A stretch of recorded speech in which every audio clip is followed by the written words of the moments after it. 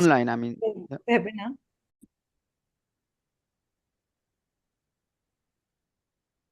Great, I can see the attendee list going up again, but then I would start without any delay. So hello and welcome everyone to yet another Be Waste Wiser webinar this month. And this will be the last webinar this year, just before the holiday season kicks in and we enter the new year of 2026. So thank you so much for joining in on this very interesting topic as we are discussing today. We are a non-profit organization that has been bridging the global waste solutions expertise gap for more than 10 years now. And if you see the value in making such diverse sustainability dialogues such as these available free of charge to anyone and everyone, then support us in this mission. We encourage you all to please check out our website and donate. We will be sharing the link for the donation page over the chat as well. Now, regarding the topic of discussion today, black soldier fly, BSF bioconversion is quickly becoming one of the most promising solutions for sustainable biowaste treatment in Africa and beyond. And we started this year by discussing this technology on our global platform as well. And we request you all to please check out this webinar to fully understand the potential and capabilities of this newest technology in this industry. Link to this webinar, we will be sharing the chat section soon. Today's webinar, we will be focusing on why the blending frass and biochar makes agronomic and environmental sense to improve BSF value chains, as well as real case studies for BSF producers that have already implemented the strategy and open questions and research needs for scaling up. To moderate this session, we have with us Piotr. Piotr has also done the BSF webinar with us in the beginning of this year as well. At the helm of Africa Circular Foundation Circular Economy programs, Piotr's mission is to drive the transition to sustainability across Africa. By fostering cooperation and co-production, he developed comprehensive roadmaps and action plans that are crucial for the continent's sustainable urban development. With Piotrek, we have very distinguished panel starting with Harvik Ragosing. He's the founder and managing direct partner of Carbon Turnaround, a specialized consulting engineering company in the field of circular economy, decarbonization, and sustainability transformation. One of the key sectors where Harvik gained deep expertise is projects for the treatment of organic waste in countries in the global south, with the innovative solutions like BSF technology and the production of biochar in order to tackle short-lived climate pollutants like methane and black carbon. Today, he is our keynote speaker for this session, and we look forward to his presentation on the same. We have Chaivi. She is a CEO, Catalyst Development, and independent consultant and biochar expert. We have a Frasam. He's the assistant professor of industrial microbiology at Addis Ababa University. He's a dedicated scientist and agripreneur with extensive experience in the green economy, bioeconomy, specializing in agriculture and forest-based sectors. We have Tapas, who's the founder and CEO of Grub Feeds, a black soldier fly based insect protein agri food tech, employing an IoT enabled AI driven decentralized production approach in emerging markets to transform organic waste into animal feed, biofertilizers, and biofuels. We have also Steve. He's from Chanzi, Kenya, and his experience spans quality control, process optimization, and system improvement, all grounded in first principle thinking. To know more about these speakers, we've already shared their LinkedIn profiles over the chat section as well for you to connect and network with them personally. There are a few important announcements. This webinar is being recorded and will be uploaded on our YouTube channel and on our website.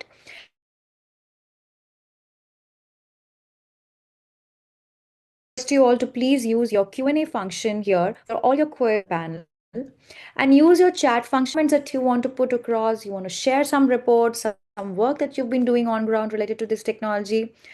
Use that chat function for networking basically, so that we are not leaving the questions unanswered in the chat function. So back to the panel and over to you, Piotr. thank you very much, Akanksha, and welcome everyone. Good evening to you in Asia, notably one of our speakers. Good morning also to those of you in the Americas, because we also have guests, participants there. So welcome again. Yes, this is already next webinar in the series on black soldier fly, hosted by biowaste. I just thank you, Akanshka, for already introducing all the speakers, so I don't need to do that. Also, you introduced the topic. I just want to say that this webinar is part of the larger BAGS project and the community of practice. And many of you I see by names are already members of the community of practice. That is WhatsApp-based tool where practitioners share their practical knowledge, know how they adapt to the situations, and how they find new solutions or new innovative applications, notably of biochar and frass together blended, as we will speak about today. If you are not a member of this community of practice yet, please check the chat. I pasted a link to join it there. I just checked this morning. We have almost 1,500 members there. What does it mean? Practitioners, but also some researchers. There is also, city authorities sometimes who are looking into this and just want to learn more. The community of practice is divided into different groups. We look into fundraising, into troubleshooting, into matchmaking, and news about black soldier fly. So all the colleagues who are present here, also the panelists, we actually checked checked within the group which topic would be the most interesting for you, and we found out that biochar blend with frass would be very interesting. So we decided to take this topic on. So we will hear from Herwig, who will just introduce to us a keynote speech about the blend of frass and biochar. And later on, we will have short introductions by the practitioners who already do this. They are successful, but they also find some challenges on that. So this will be, that's why we have so many intervenants today. So let's move on quickly to the keynote, and then we will hear from few practitioners in Africa and in Asia. And then I hope to have at least 25 minutes of questions and answer and chat between us. Okay? So Herwig, please, the floor is yours. You can share the screen. Perfect. Thank you, Piotr. Please let me know when you can see fully the screen. Not yet slide show. Yeah, I'm doing. Second.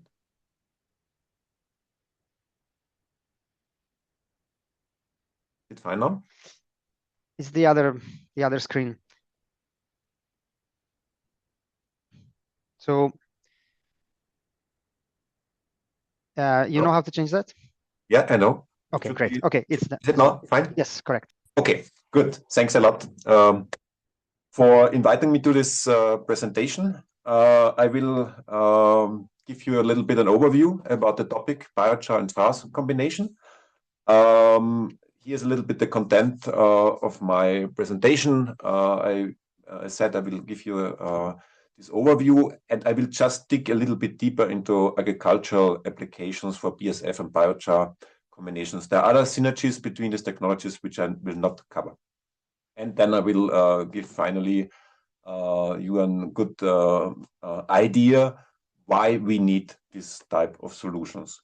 About carbon turnaround, I don't want to talk much. It was already introduced, so we are really working on niche sectors in the circular economy field and supporting decarbonization globally. This slide gives you a little bit an overview about organic waste management solutions. It's it's not covering all solutions, and I will not go in any detail here. I just wanted to highlight these two solutions where they belong to. So we have the black soldier fly solution, which is a biological treatment solution, and you are producing on one side animal feed, on the other side you are producing organic fertilizer. And we have the biochar solution, which is a thermochemical treatment solution with pyrolysis, where you produce char, biochar, which you can use for different applications. And important is we need all of these solutions. So we should not be follow any ideology. We really need combination and a holistic view on organic waste management. We have a lot of solutions available, and we should look which one fits to which situation best and then combine them. For those which are not yet so familiar with biochar, it's a solution or it's a product which is charcoal-like. It's produced out of different organic waste streams with pyrolysis, which is a thermochemical treatment without oxygen. And organic material is transformed in a stable carbon-like material. And what is the good thing on biochar is on the pyrolysis process is that you can really treat a lot of different organic waste streams. And so we have really a very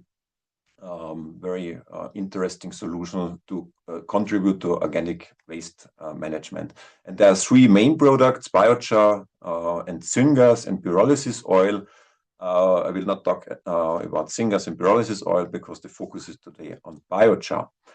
In the natural carbon cycle, you see on this slide a little bit how biochar is connected to this natural carbon cycle. So you are at the end, you are delaying the natural CO2 process, CO2 cycle.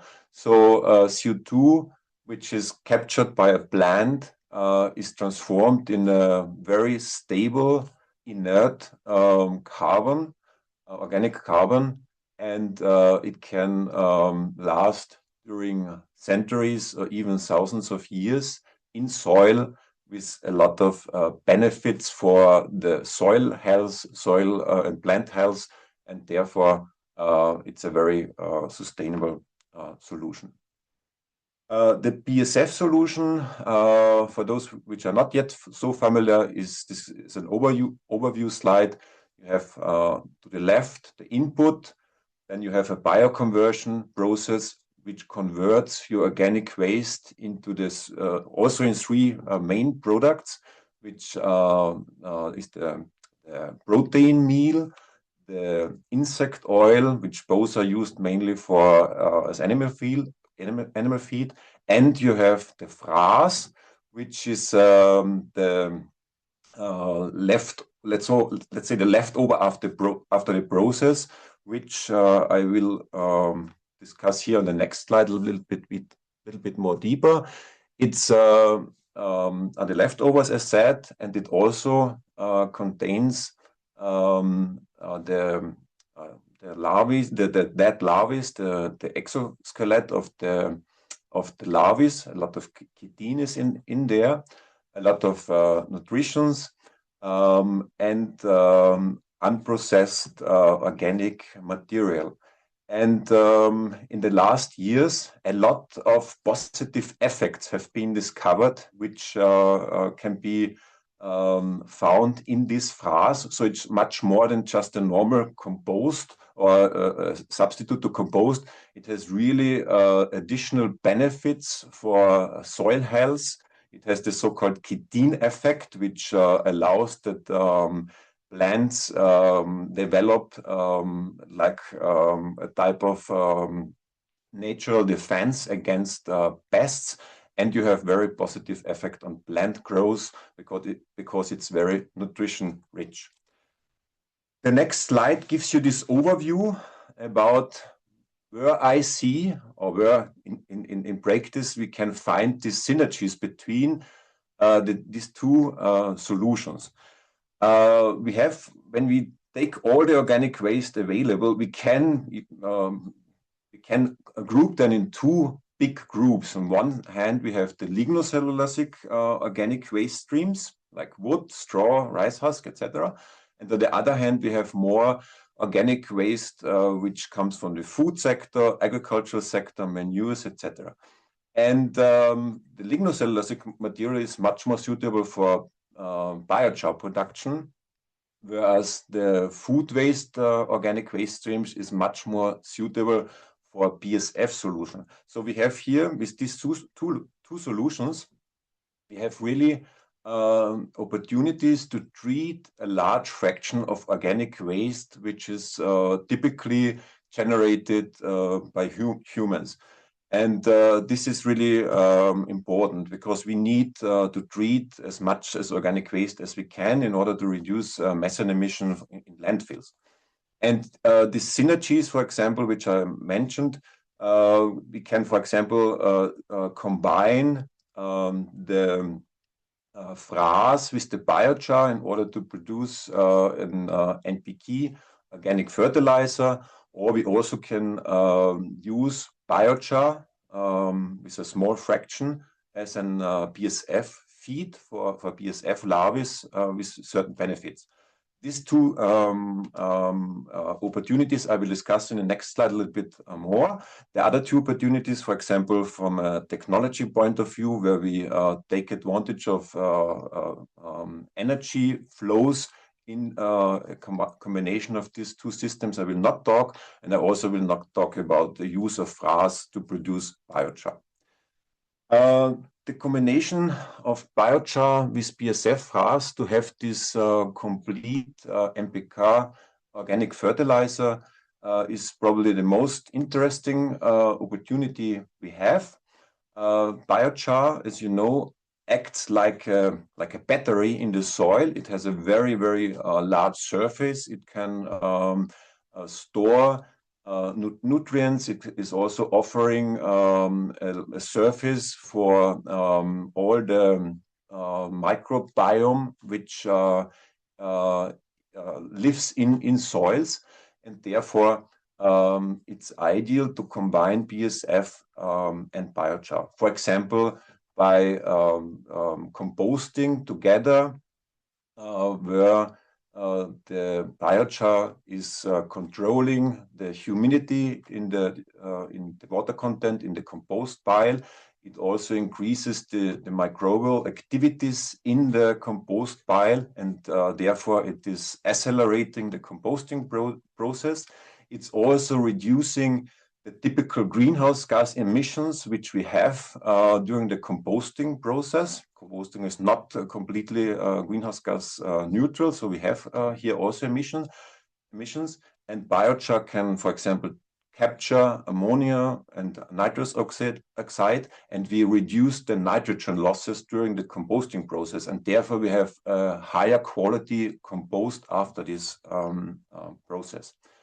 So on top of composting it together, we also can mix them separately in order to apply it later to the crops. This is another way to do it. Yeah, and at the end, biochar acts really as a sponge, and is also a very ideal habitat for the microbes which live in the frass and which has this positive effect on plant growth. So it's really ideal in this combination. The next interesting use in combination is to mix biochar into the organic substrate with which you feed your BSF larvae. You can do this up to a certain percentage, not too high, of course. 10 to 20% is typical. And this has shown in scientific experiments a lot of positive effects. The quality of the frass which you produce after the BSF process is improved. You have the same effect as in the compost. You don't lose ammonia, and therefore you have a more nitrogen-rich frass. And it also has positive effects on the growth of the larvae and the bioconversion process. And also interesting is that it regulates the moisture content of your organic substrate which you use for your larvae. It allows that your substrate is more fluffy, and that oxygen can enter into this substrate, so it can act also in this regard. It is reducing the smell. This is also an important effect. And in order to use this option, you have to treat the biochar, you have to grind it in order to mix it later with the substrate. Another effect is the effect that biochar can absorb heavy metals, for example, in your organic substrate, and therefore it is avoided that they enter into the food chain. So why do we all need this type of solutions? I'm convinced that the topic soil health, soil fertility, and food security is one of the most important topics in this century. We have globally a soil crisis, so a lot of degradation of agricultural land. So we need really holistic approaches to use our natural resources and make sure that our food system is transformed towards sustainability in order to guarantee that we can produce enough food for a growing population. And also regarding climate change, we know that climate change is leading to accelerating in the loss of soil carbon content in soils because of higher temperatures. And biochar can, in this application, for example, help to adapt to climate change. It is improving soil health. It can capture water and therefore also help if there are droughts, for example, and in total improve the soil health. Harry, sorry, I think if you go each by each of those bullet points, that will take too much time. Really, we are already over time. So, okay, thanks. Then, what is the most important from this, from the practical perspective? Most important is that we can really improve adaptation to climate change, improve food security locally, increase independence of food production, and capture carbon in soils. And therefore, it's really a very interesting circular bioeconomy solution, which we need in these times of global change. So thanks a lot. Here are my contact details, and yeah. Okay. Thank you. Just leave this slide a little bit, and I will ask Chaiwe now to also come in. So thanks a lot. Yeah, that you showed us the context. First of all, also reminding what frass is and what biochar is, and then I really enjoyed your slide about the combined benefit of those two. I just read a few days ago, 1 gram of biochar has the same surface as 2 tennis courts. This is huge.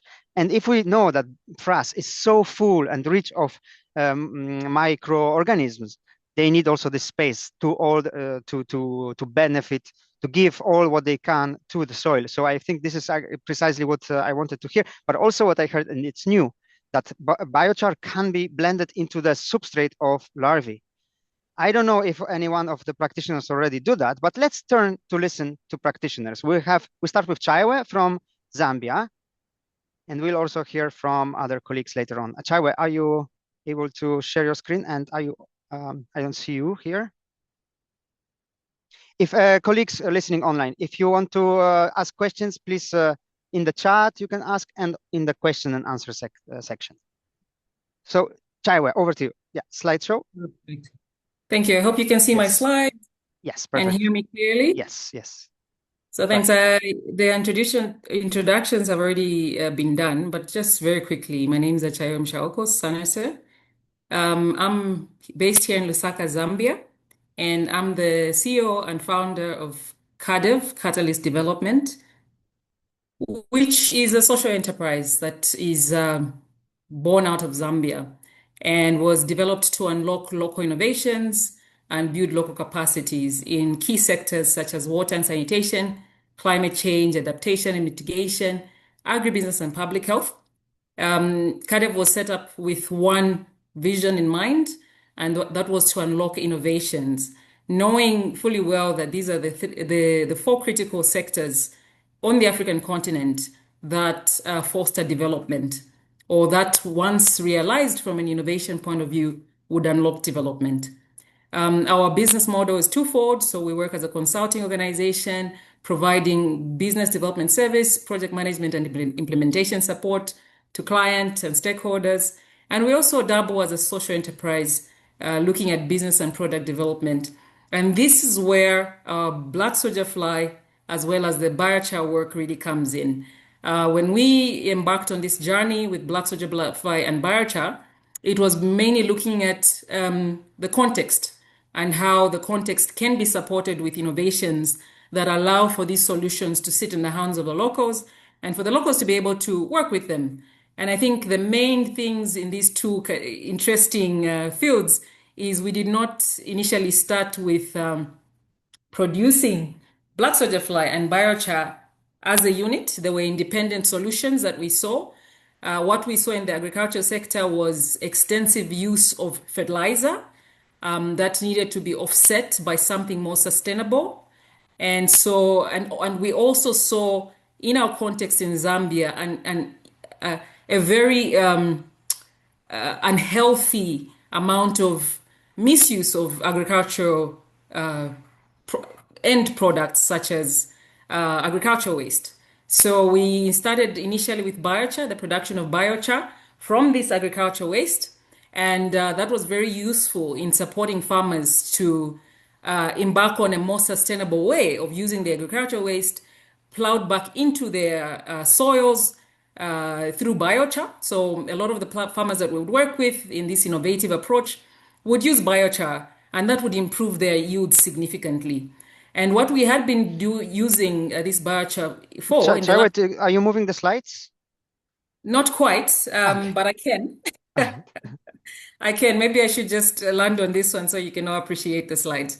So what we've been doing with biochar initially, as mentioned in the last 3 years, is ensuring that farmers are able to produce it themselves. So you can see an image there where we're doing biochar training, and more or less the strategy is to allow for farmers to be able to produce it, in some cases to be able to buy the biochar. And, Herwig has already shared what, biochar does for the soil. It does improve carbon retention, it improves nutrition retention, it improves the aeration of the soil. It's especially important in drought-prone areas and situations in Zambia, for example, where we have extended drought periods, especially in recent years. It's been known to help that soil improvement. But there has been further challenges that were established in its use, and mainly it's more from the nutrition point of view. Obviously, with this use of inorganic fertilizers in Zambia, which is very typical, we found that sustainability cannot be fully realized. And we then started to explore the use of other soil amendments, such as manure or organic fertilizers, to be blended with the biochar to see whether that can offset the use of inorganic fertilizers. But we still found that in our research, that indeed, there's a nutrition variation there. You cannot compare the addition of inorganic fertilizers against the addition of manure and compare that 1-to-1. So this is what allowed us, to start to explore other alternatives. But as mentioned, in parallel, we had already been exploring waste, municipal solid waste and the treatment of it. And that's how we fell upon black soldier fly. And so with that solution already taking shape and using that sustainable inorganic waste and converting it into the use of black soldier fly to frass, a lot of our investigation and studies and research pointed us in the direction of frass as more or less a better comparison in terms of nutrition of inorganic fertilizers against what frass would be able to sustain in the soil. So this is how two very natural solutions came together. And we started as of this past year to put these blends together.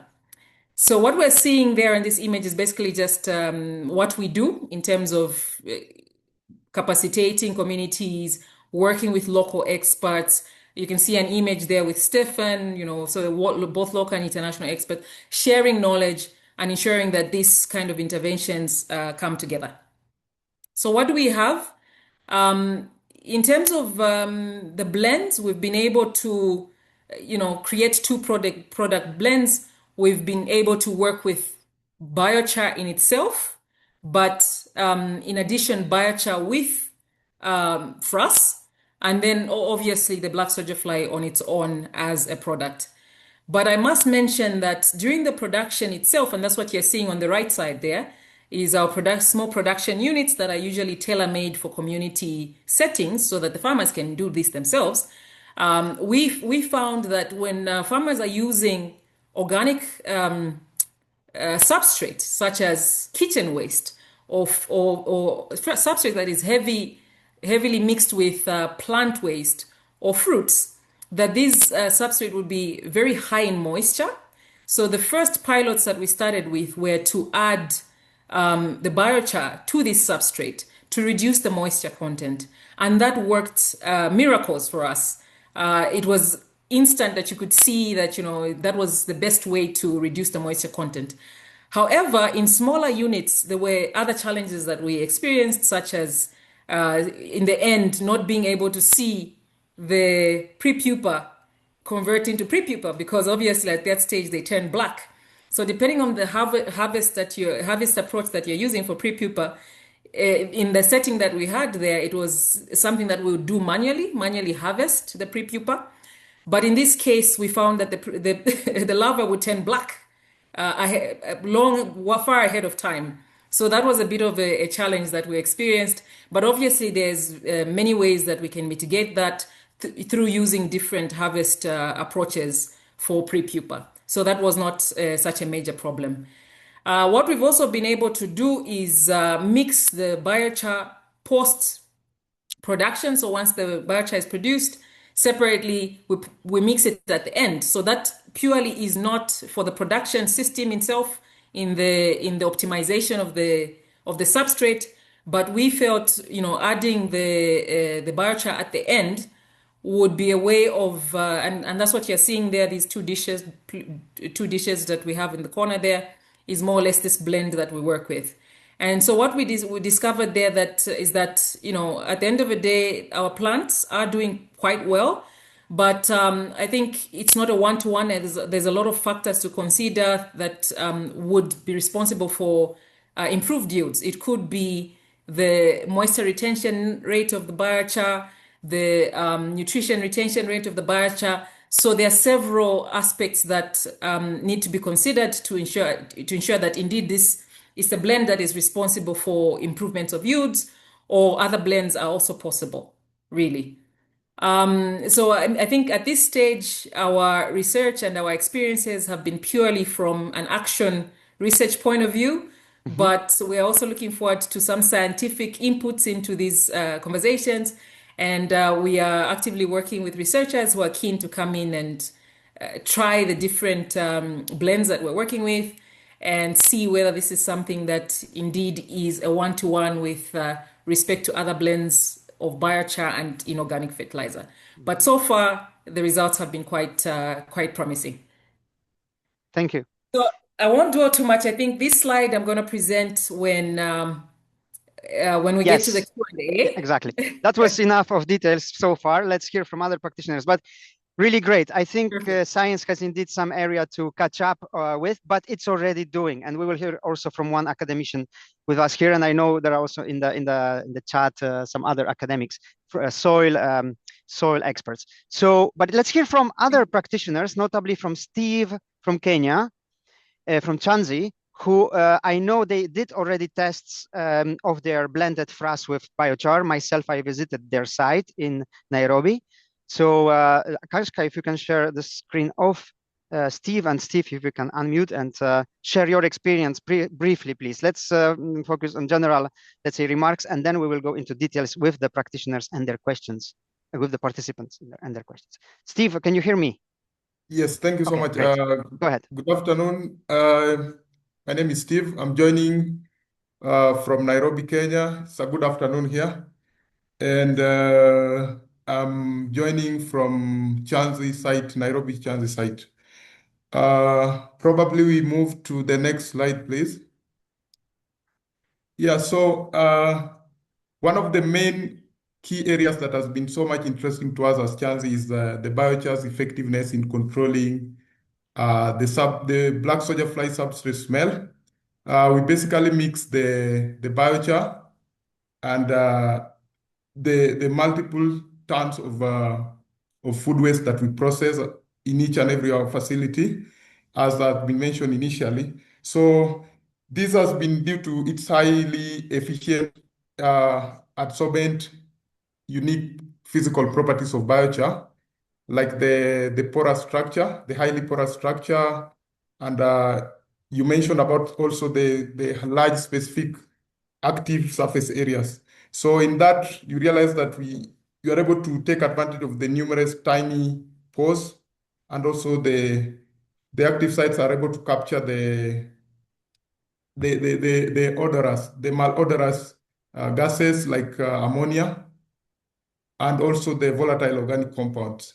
So that is a key one. And at the end, we are able to get this beautiful product in the hand here, which is the dark frass that is blended with biochar.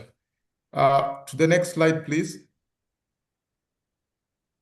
Then again, on that is also the pH buffering. Remember, if you are dealing with the unique waste, food waste. So one of the key wins of when you blend it with biochar is the pH buffering, where it will stabilize the pH of the mixed substrate, and it will be able to reduce the major contributors of odors.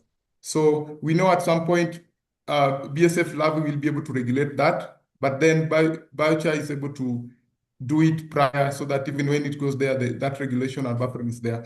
So, and I'm taking a key study also on the field of tea plantations, Africa being one of the giants of black tea, especially Kenya. So our reports suggest that over 80% of tea plantations are acidified. So the effects of fertilizer treatment on soil pH, it's really positively determining the tea yield quality. And this is really a key area, because when you mix biochar with the food waste, the frass that you're getting is not just, it's really, really supercharged frass, superior frass, because it's slightly alkaline, which when mixed with these already acidified tea plantations is able to help much. And I was able to share this flowchart where a tea plantation that is already acidified, in a scenario one where you use chemical-based fertilizer, you are going to increase the soil acidification, and of course, there will be reduced yield, and also the low quality of infused tea, or the final product that you're ending with. The second scenario is an already acidified tea plantation, and you're using an organic fertilizer that is mixed with the chemical-based. So in this scenario, to some extent, you will be able to reduce the acidification of the soil. Remember, the main contributors of the acidity of the tea plantation is the tea plant itself, and also our main practices where we are involving excessive use of chemical-based fertilizers and planting for numerous years. And that one also, there was increase in production. And last scenarios, when we just use a blend fertilizer, there will be increased yield and reduced acidification. So those are some of the main conclusions. And interesting, on my last slide, please, to share an indoor experiment where we were trying on just one of our Chanzi facilities. So when you're able to see, I tried to grow a plant on a pure soil to act as the reference. And the other scenario, I used chicken manure. And the other scenario, we used BSF frass alone, which is, you can see, is really interesting, good one. But the most really where we got a super good result is even this last one, where when we started blending our BSF frass with biochar, the product gets even better. So I think for the interest of time, I'll leave it there. Yes. We'll jump in later. Asante sana, Steve. No, this last also test show very clearly, even if it's empirical and not scientific yet, I think there is some scope for scientists to also work on. Really, let's not lose time now. I want to invite now another practitioner, now from Asia, exactly from Cambodia, and without slides, but your reflections on your situation there in Cambodia. Thanks again, Steve, and Tapas. Thanks, Peter, and thank you so much for the wonderful questions and all the analysis. So this is Tapas here. I'm the founder and CEO of Grub Feeds. We are a BSF farming startup in Cambodia, Southeast Asia, and we focus on other markets like Thailand, Indonesia as well. We primarily deal with BSF farming, but at the same time, as we all know, frass is one of the most important products that comes out of the process.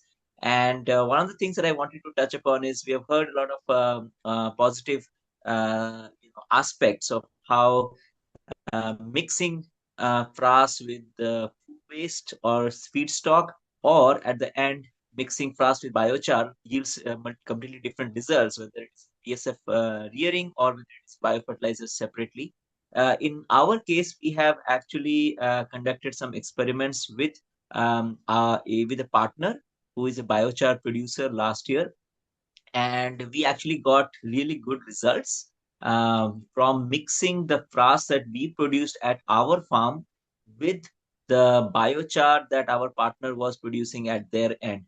The process was simple. They were mixing in different proportions over the course of few batches, and overall the results were quite good based on their expectations. But I just wanted to highlight there were some challenges, and again, just like in nature or in any other experiment, we have positive results, but also we have challenges. We came across two main challenges. The first challenge was consistency of results.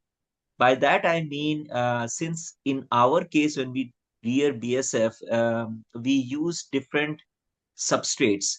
Even if it is organic waste, it can be high moisture, as we also heard earlier during our webinar. It can be high moisture waste, it can be food vegetable waste, it can be restaurant waste, it can also be processing waste.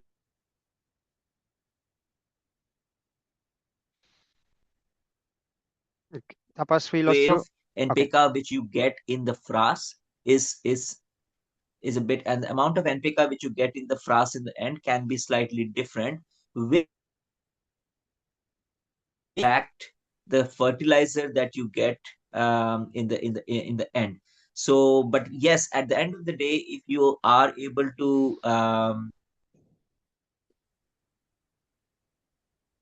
then this challenge is not that critical. Hello? Yes, we got the Yes. point. There were a little bit of glitches, but we understood. So the consistency is an issue sometimes, often, as opposed to industrial. This was the main challenge, yeah, maybe towards your clients, Yeah. who maybe required the consistency. Yes. Yeah. Okay, let's dive into this question, And maybe indeed. You have another point?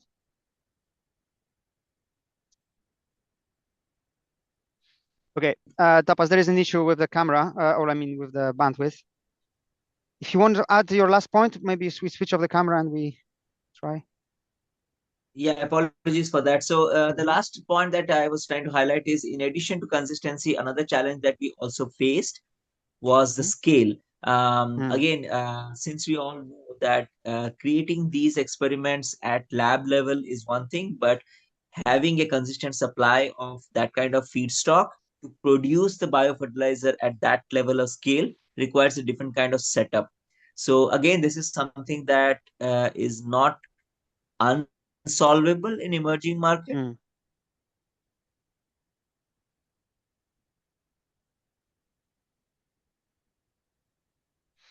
Okay, so we lost you again, but the scale was an issue. Yes, but scale.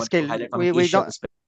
Okay, thank you from the Asia perspective. That's fine. It's okay. Yeah. We got the point. So consistency and the scale, whether scale is not always an aim in itself, right? Scale, yes. Small scale is also an answer. That's fine. So we please, everyone, ask questions. We have some questions already, and they have been answered in the question and answer. We can also come back to them. But I would like to hear the reaction of one academician from Addis Ababa, who actually me and Herwig, we met 2 weeks ago when we had our workshop in Addis Ababa and in Adama. And Afrasa Mulatu, you have been also working on biochar and frass blending. What's your reaction? Thank you, Piotr. I'm Afrasa Mulatu from Sama University and co-founder of Kafa Bio here. Yes, as has been discussed, this issue is a game changer for us, and we have been doing R&D on this blending, but we are moving a little bit from a blend to a biological platform, because frass is an engine, biochar is a stabilizer, And again, we do have a third game changer, the defender. Previously, when we work on biopesticide development and production, and again on biofertilizer production, we are using it separately. But now using these two natural substrates, frass and biochar, it is a game changer for acidic soil, which is a very agronomical challenge. So we are actually an issue with coffee and the tea. Because the coffee ecosystem is very acidic, and as well it has been a pest or a soil-borne disease issue. So we are producing a biofungicide on other carrier substrate, but we changed the carrier substrate from talc powder to BSF, frass, and to biochar. So that is actually a game changer for us, because we have a real game changer, which we call a defender. We are adding a light strain of trichoderma within it. So when we just co-compost frass with biochar, it gives us a huge amount of areas that can hold the microorganism within it. So it is a house for the microorganisms, and this things came to not only a dual game changer, but it is the power of three for us. So we are working this over the past 2 years, and we got a very good result from the coffee perspective. So it is very interesting to include these all things together, and that is a very holistic way to tackle the challenge on the ground. Good. Amasigana, thank you, Afrasa. So yes, benefiting from different characteristics of those different materials individually, and then together as a blend, it's even more understood. And the soil, the benefit for soil. So this was really the topic. Thanks for bringing it back. Frass and biochar blend. I see in the chat that actually what triggered even more attention is what Herwig spoke in the beginning, adding biochar to substrate for larvae. This is what was not really a topic of today, but it seems like there is simply a synergy here also. So reducing the odors and also improving the metabolism, right, of larvae by having this biochar. You know, biochar has also health benefits as well. We know that, but precisely on the topic, which is frass and biochar, there is one question. Maybe someone can answer. This question is often coming. How much frass do you need to apply in the garden per square meter or per hectare? If we speak about larger quantities, and then I would expand this question: frass with biochar.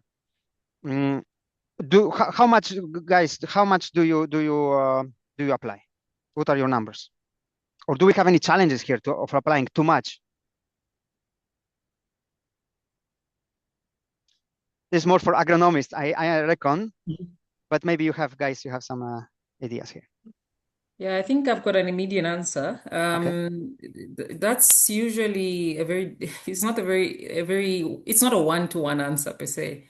I think it's very relative to your soil types, your plant type, what plant you're putting up, your nutrition content in your frass. So and that's why you call it a blend. And I think that's a recommendation for biochar and frass itself. I mean, they need to be tailor-made to your conditions and your requirements.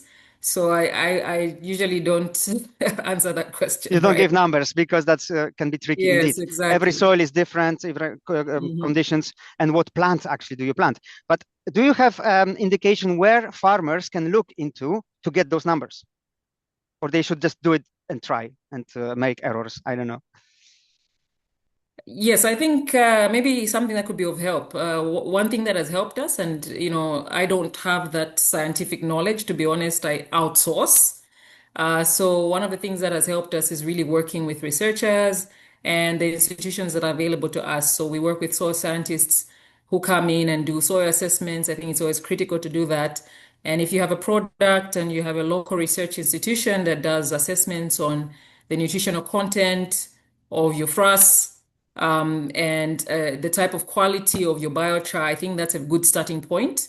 And that, coupled with the knowledge that you gain from sector, is very helpful to get you to the right blend of what you want to add to your soils. So use local resources.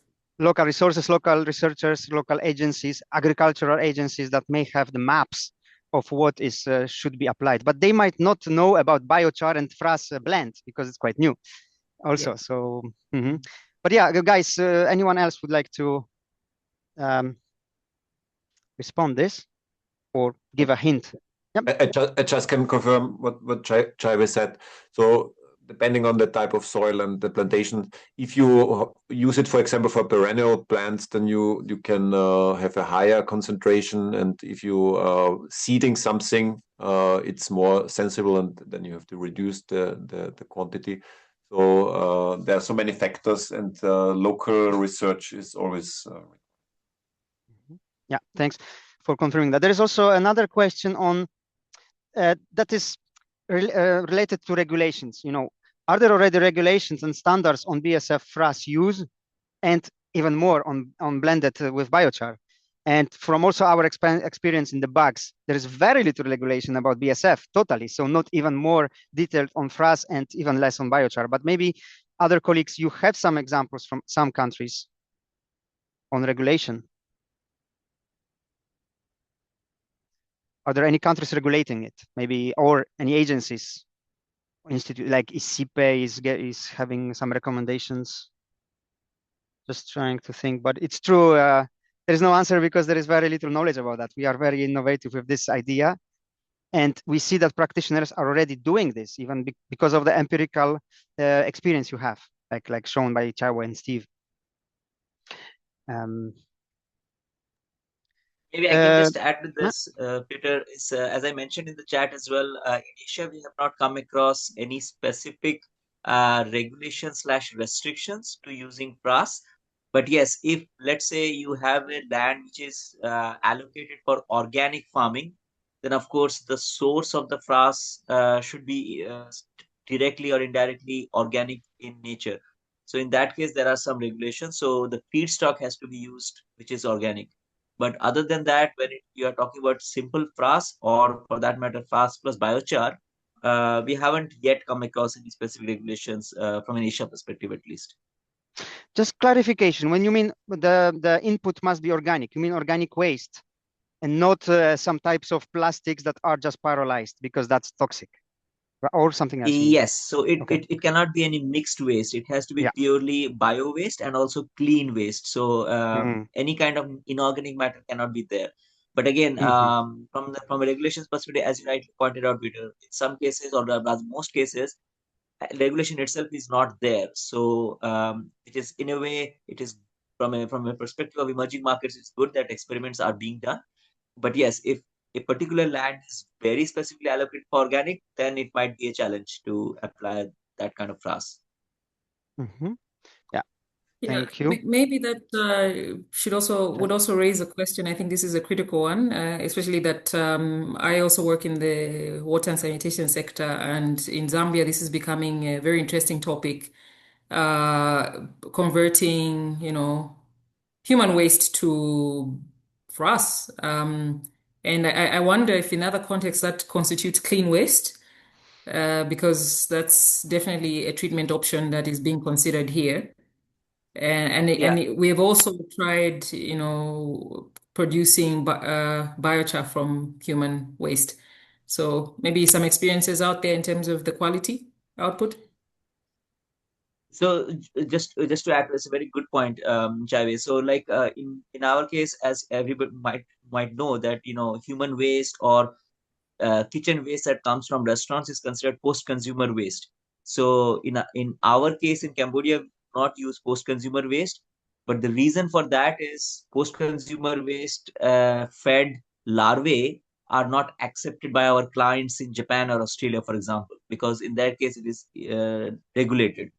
But having said that, that is very specific for animal feed sector, not for the fertilizer sector. So when it comes to Asia, in general, the regulations are a bit more relaxed, and more so when it comes to fertilizer. But yes, when it comes to animal feed, it's a bit more stricter. It's a bit more strict. So that's why I'm trying to make it a bit of differentiation. So in our case, we do not use post-consumer waste because our priority is animal feed. But at the same time, the frass that is being produced, we have to be careful where and how it is applied at the end. So that's the differentiation. Thank you. And that's interesting to see, because we see, and you, all of you in the sector of BSF, see that there are certain companies that move only to frass production. They just have those larvae because, you know, they treat organic waste, but they don't sell a larvae because of different issues. Either the larvae are not nutritious enough, they are small and really not really well material to sell, not very protein rich and so on, but they produce frass that can be then blended with biochar, and the market, and there is market demand increasing. So I don't know if I fully agree, and I like the idea of, you know, just killing and mixing larvae into the frass, but that is certainly something we observe. Yes, are there any other questions that my dear panelists would like to answer? Or yeah, there's a question. There's yes. a question. Someone is asking, why to add biochar with feedstock? Why not to the final BSF frass? Does that have any impact on the basic physical-chemical property of the blend, like pH, electric conductivity? So my response is that it is still okay to add biochar to the final BSF frass. It's not necessarily that you add it to the substrate, but probably just view it like killing two birds with one stone. Probably you are handling huge tons of food waste, and you want to control smell. So I think that's how I'll give that response. But neither there here or not there. Yeah. Thank you. And actually, it comes from your presentation, especially in big cities when you have. You might have your farm, which is big, your BSF farm, just next to residential area. You want to avoid complaints. The smell can come from the waste disposal, but not from the larvae production itself. If it's well done, there is no smell. But storing and, you know, fermenting waste can be an issue. And then biochar helps, right? That's what I understood. Okay. Yeah. That's a good point.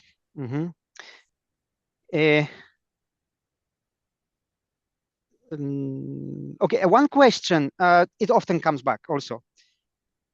Why actually frass has to be composted? And if someone wants to reply to this, then how biochar can help in composting it? Okay, yeah, but I can here say something.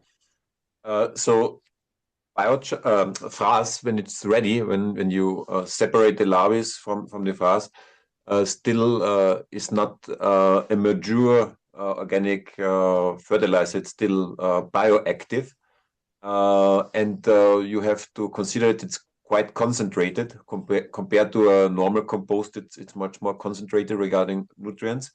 So if you use it, for example, and you plant directly into this frass seeds, then the germination of the plants, of the seeds, will be affected negatively. So less seeds will germinate because it's very aggressive.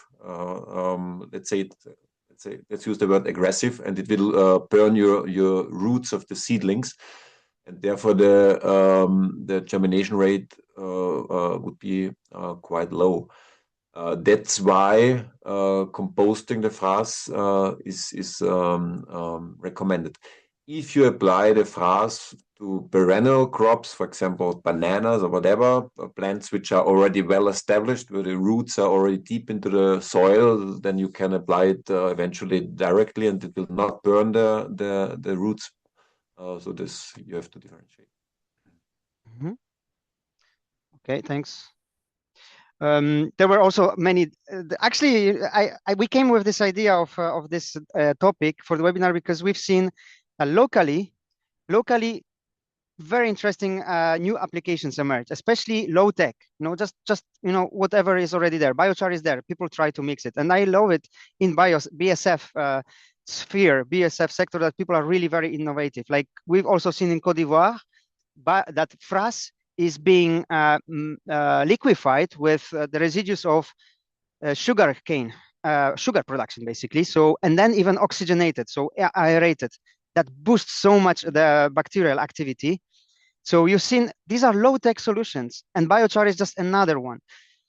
So, but I want to touch about one thing: financials. And carbon credits. We've seen that there are already carbon credits. There is methodology for carbon credits for biochar, if I'm not mistaken. And there is also one developed for BSF. So in this case, we are maybe talking here about a double benefit, you know, of one company that is using biochar and is then you're also using frass, and then just applying it in soil. That is like a huge carbon sequestration, I would say, right?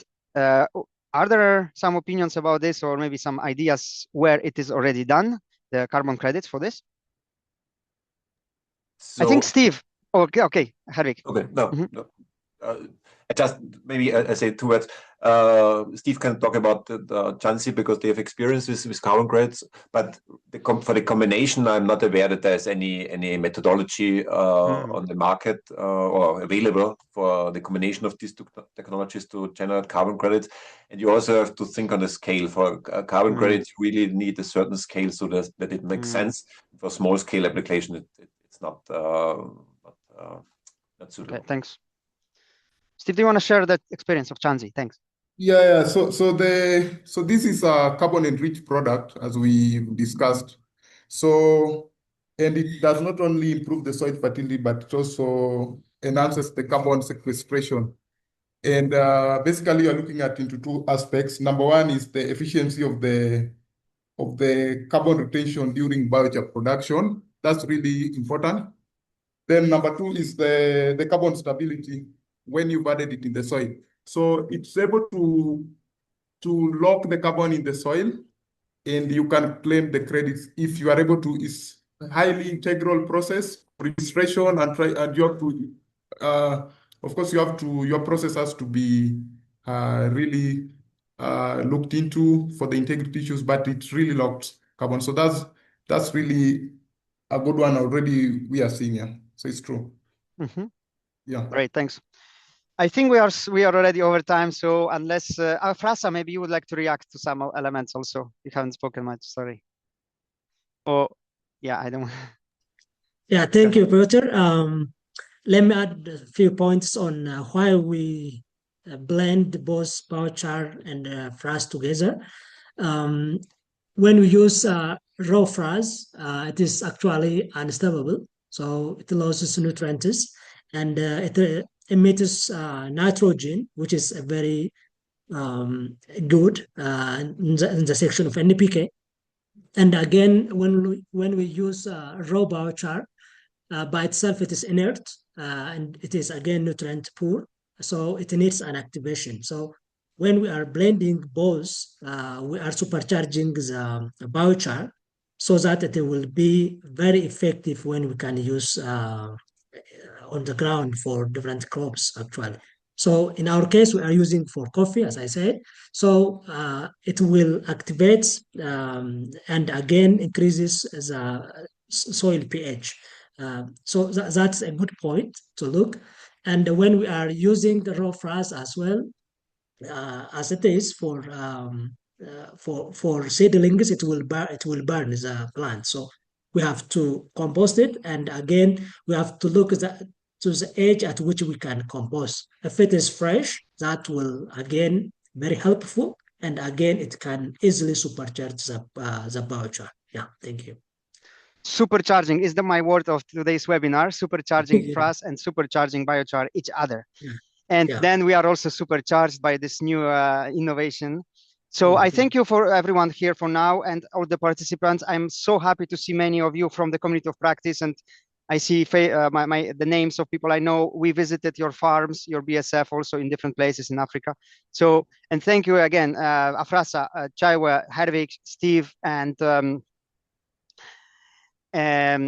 yes, and Tapas. So, and Akanksha, thank you for hosting us. And there will be more webinars from this BUGS BSF community of practice. Please make sure you join us on WhatsApp community, and we will continue the discussion, deep diving into different elements of black soldier fly.